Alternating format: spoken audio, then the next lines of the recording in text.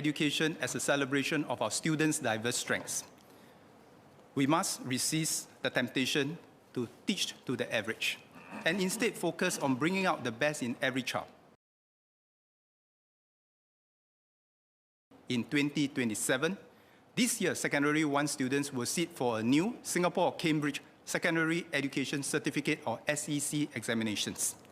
The SEC examinations will replace the current Singapore or Cambridge O and N-level exams. Under full SBB, there will no longer be separate N or O-level exam periods. Instead, there will be one common SEC exam period with different papers for different subject levels. This means we will have one written SEC examination sitting for all MTL subjects levels. I understand that some may be concerned that they will have one less chance to improve their MTL grades. But we need to strike a careful balance between striving for excellence, chasing the last mark, and allowing our students to learn at a better pace. When we introduced the mid-year O-level MTL exam sitting in 1980, less than 40% of our students passed both their first and second languages. So we allowed students to take their MTL exam twice to meet the second language requirement for pre-university. Today, almost all our O-level MTL students already meet the language requirement within their first sitting.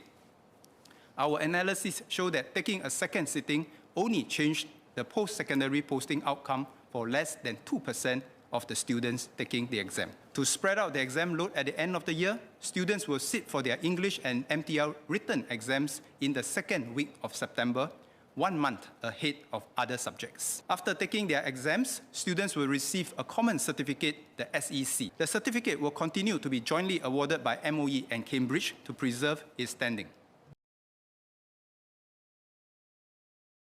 We know that good grades alone are not enough to prepare our students for the future.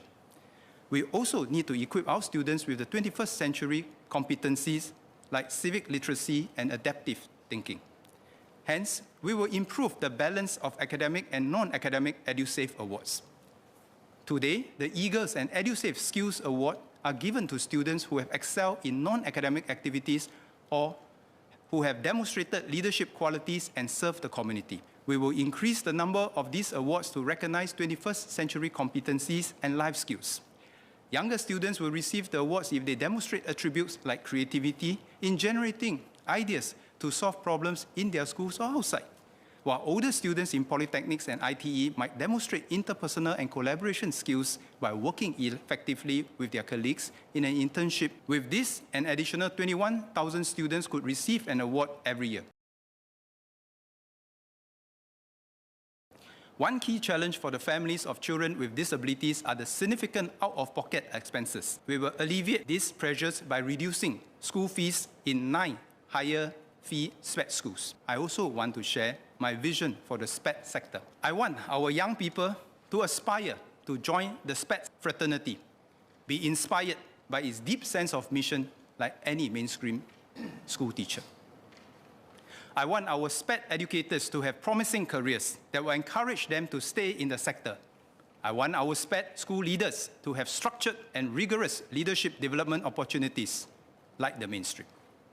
I want our SPED sector to have their own communities of practice, specializing and developing deep authoritative professional body of knowledge for each of the SPED specialization. I want the SPED students having pathways integrated with their post-18 work, life and care arrangements. Recently, I met the leaders of our 25 SPED schools. I want to thank all the SPED school leaders for agreeing to work together towards our shared vision for the sector. We agreed we are not where we want to be, but we know where we want to get to, and we are determined to get there for the sake of our children.